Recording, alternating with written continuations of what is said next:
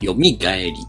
どうも、ババキリュウダでございます。今回は2020年10月15日に発売した PS4 ゲーム、読みを咲く花をクリアしましたので、クリアをレビューをしたいと思います。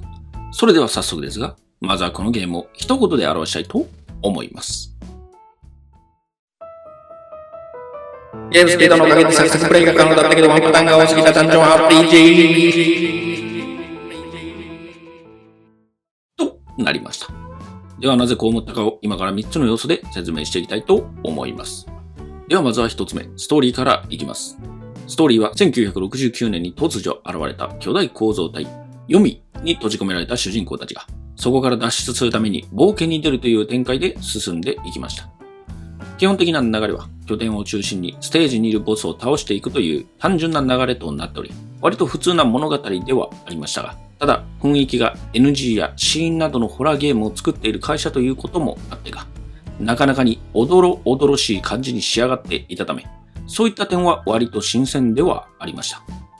また今作は昭和54年の日本を舞台にしているため、服装などにそういった懐かしさというか、レトロなものを感じる作品となっていました。ただし今作はそういった良い点をぶち壊すほど使い回しが多かったのも事実です。BGM、効果音、イラスト、立ち絵などは終始同じものが使われており、ステージが進むごとにうんざりしました。また今作は登場するキャラクターが少ないといった点でもかなり微妙な作品だと思いました。ちなみに今作は一緒に冒険するキャラクターと主人公の見た目をキャラメイクできた作品なのですが、こちらも立ち絵同様、ほとんどのイラストが髪が短いかどうかや、色が違うかどうかなどの変化しか見受けられることがなかったので、お値段の割には少しバリエーションが少ないとは思いました。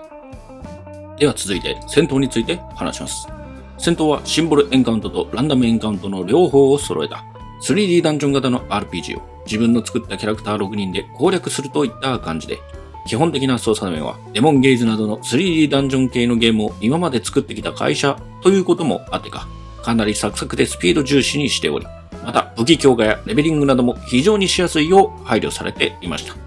あと、本作は用意されているジョブを自由に選択し直すといったことや、スキルポイントの振り直しを何のデメリットもなしでできるという仕様もあったため、そういった面での快適さや自由度の高さも感じることができました。ただ今作はストーリー同様にモンスターに使い回しが非常に多く見受けられる作品でもありました。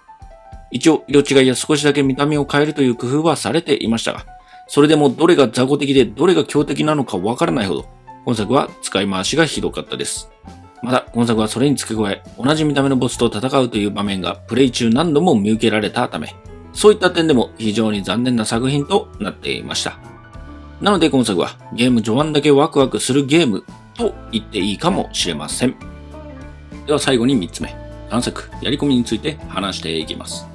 探索は特別な花と言われるアイテムを使って壁に扉や天井にはしごなどを設置するといったステージ攻略にちょっとした楽しみを用意しており、また今作は自動移動やファーストトラベルなどの便利な機能もしっかりと完備していましたが、ただそれ以外は 3D ダンジョンのローグライクということもあってか、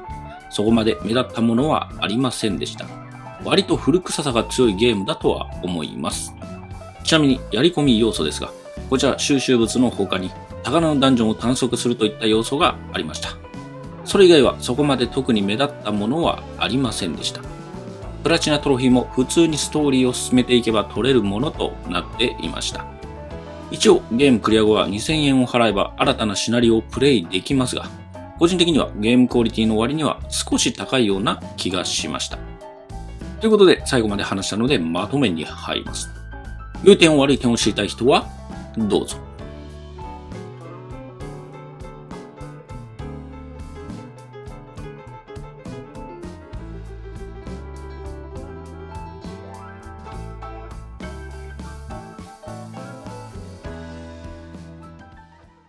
個人的には使い回し以外はどこをとっても面白いと言えた作品です。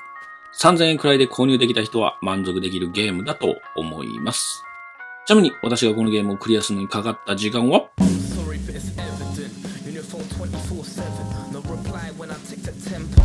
36時間49分でした。このうち5時間くらいはレベリングや装備収集で時間を使いました。ということで今回はここまで。それではまた。さ